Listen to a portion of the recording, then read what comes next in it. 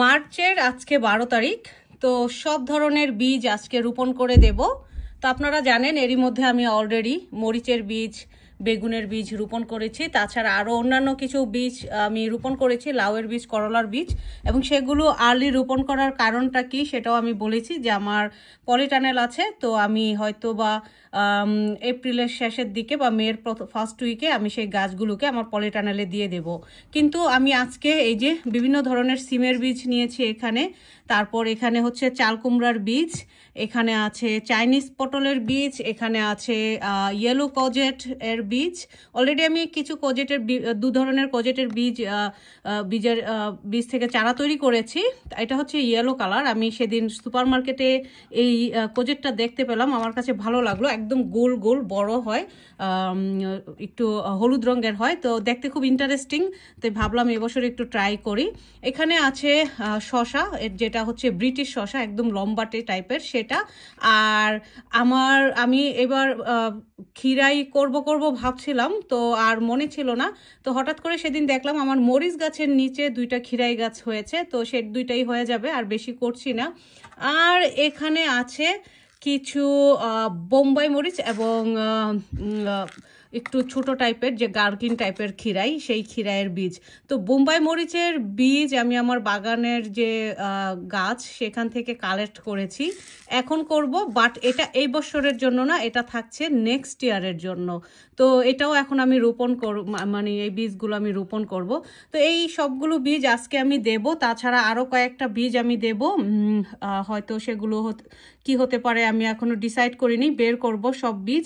এই যে এখানেই আছে আমার বীজ ভান্ডার, সব ধরনের বীজ এখানে আমি রেখেছি। এই বীজ ভান্ডার থেকে বীজ বের করব, বের করে তারপরে আমি এগুলোকে যেটা করব আজকে রোপণ করব। তো এখন আমি ভিজাবো হালকা গরম পানিতে, একটু কুসুম গরম পানিতে আমি এগুলোকে ভিজিয়ে রাখবো।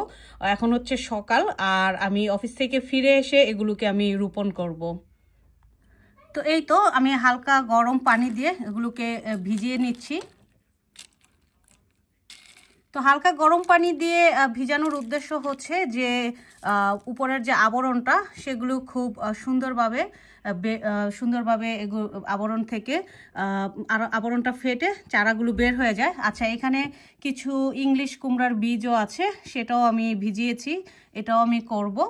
তো দেখাচ্ছি এরপরের পার্টে যে আমি কিভাবে এগুলোকে রোপণ করব। তো এই তো অফিস থেকে এলাম, তারপর বাচ্চাদের খাইয়ে এখন বসে গেছি এই বীজগুলো রোপণ করব বলে। তো আপনারা জানেন এখানে এখন কি কি বীজ আছে। আর এখানে আমি নিয়েছি কিছু মাটি, কম্পোস্ট। তো এর মধ্যে আমি রোপণ করব। তার আগে একটা জিনিস শেয়ার করি, এই যে দেখুন ছোট ছোট পট, একদম 3 ইঞ্চির মতো পট, এই 3 ইঞ্চির পটে আমি রোপণ করব। কয়েকটা অবশ্য একটু বড়, 5 ইঞ্চির মতো। তো আমি দেখেছি 5 ইঞ্চির মতো যে পটগুলো, সেগুলোতে বীজ রোপণ করলে গজাতে একটু টাইম লাগে, কিন্তু এই ছোট ছোট পটে আমি যদি বীজ দেই তাহলে খুব কুইক, মানে খুব দ্রুত বীজ থেকে চারা তৈরি হয়ে যায়। তো আমি শুরু করছি আজকে চাল কুমড়া দিয়ে। তো এই যে আপনারা দেখেছেন গত বছর আমি আমার বাগানে চাল কুমড়ো করেছি, তার আগের বছর আমি চাল কুমড়ো করেছি। তো এই তো চাল কুমড়ো দিয়ে আমি শুরু করছি। তো আমি বড় পটে দেব চাল কুমড়োগুলো, যেহেতু অনেকগুলো বীজ এখানে। তো আমি দিয়ে দিচ্ছি, একদম কম মাটি নিয়েছি। তো একটার মধ্যে দেব না, 2টার মধ্যে চাল কুমড়ার বীজ দিচ্ছি, কারণ হচ্ছে একটার মধ্যে দিলে বেশি গাদাগাদি হয়ে যাবে। তো এই তো আমি এখন এভাবে এক এক করে সব চারা দিয়ে দেব। তো এই তো সব বীজ আমি পটে দিয়ে দিলাম, দেখতেই পাচ্ছেন কি কি বীজ দিলাম। তো সিমের বীজ দিয়ে দিলাম, সিমের বীজ অনেক ধরনের দিয়েছি। আমার বাগানে যে খাটো জাতের সিমের বীজ সেটা দিয়েছি, সেটা হচ্ছে এই যে মিডলেরটা। বাচ্চা দিয়ে গেল আইসক্রিম খেতে, তো আইসক্রিম খেতে খেতেই বীজ রোপণ করছি।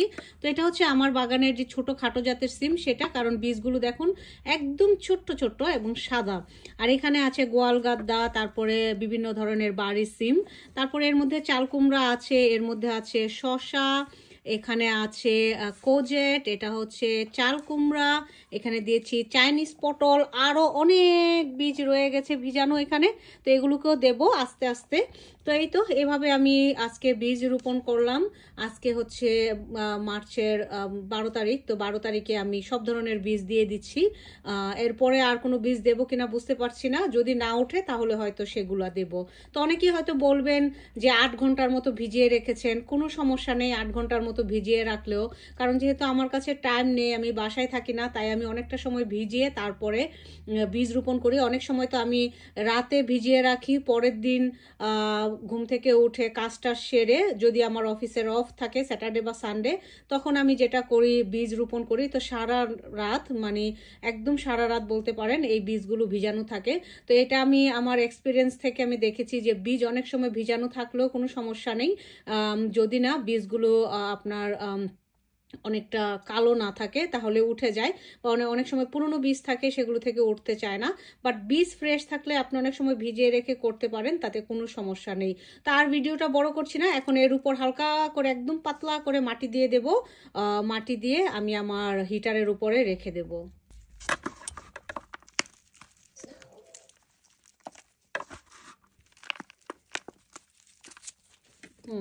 তো এই তো সবগুলোকে কিচেন ফ্লেম দিয়ে মোড়ানো হয়ে গেল। এখন হিটারে রাখার পালা, আর বাকি যেগুলো ছিল সেগুলোকে এই বড় পটে দিয়ে দিলাম।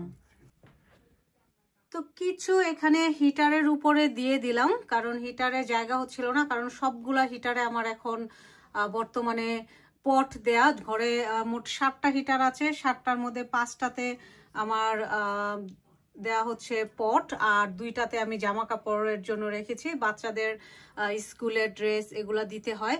তো এখানে আছে কিছু পট, আর এখানে আমি ওভেনের ভিতরে কিছু দেব, কারণ ওভেনটা খালি আছে। তো এখান থেকে সব আগের গাছগুলো বের করে নিয়েছি, যেগুলো থেকে চারা তৈরি হয়ে গিয়েছিল, আর এখন বাকিগুলো এক এক করে দিচ্ছি। দিয়ে যেটা করব, আমি হয়তো 20 সেকেন্ডের মতো অন করব, তারপরে বন্ধ করে দেব। আবার হয়তো রাতে ঘুমানোর আগে 20 সেকেন্ড অন করে ঘুমিয়ে পড়ব, কারণ হচ্ছে যদি এটাতে অন না করি তাহলে এটা ঠান্ডা থাকবে। তো 20 সেকেন্ড অন করলে যেটা হবে, কিছুটা গরম পাবে, গরম পেয়ে পেয়ে এগুলো খুব দ্রুত বীজ থেকে চারা তৈরি হয়ে যাবে। তো এই তো আমার দেয়া হয়ে গেল মোটামুটি সবগুলোই পট এখানে। তো এখন যেটা করব, একটু অন করে দেব, অন করে দাঁড়িয়ে থাকবো, চলে যাব না। 20 সেকেন্ড, 20 সেকেন্ডেরও চেষ্টা করি আমি কম দিতে, বাট 20 সেকেন্ডেই, কারণ আমার একটা আইডিয়া আছে। তো একটু এভাবে খুলে দেখি, যখন দেখি একটু হালকা গরম বের হচ্ছে, সাথে সাথে আমি বন্ধ করে দেই। তো দেখলেন তো, ওভেন কিন্তু শুধু রান্নাবান্নার কাজেই নয়, আমার বীজ থেকে চারা গজানোর কাজেও আমি ওভেনটাকে ব্যবহার করে থাকি। তো এই হলো আমার আজকের ভিডিও। দেখতেই পেলেন মার্চ মাসে আমি কি কি চারা রোপণ করে দিলাম। আর কোনো চারা রোপণ করব না, কারণ অলরেডি আমি লাউয়ের চারা এবং অন্যান্য চারা রোপণ করে ফেলেছি, অনেকগুলো থেকে চারা তৈরি হওয়া শুরুও করে দিয়েছে। তো ভিডিওটা আর বড় করছি না, সবাই ভালো থাকবেন। এর আপডেট আবার পরবর্তী ভিডিওতে দেখতে পাবেন। ধন্যবাদ।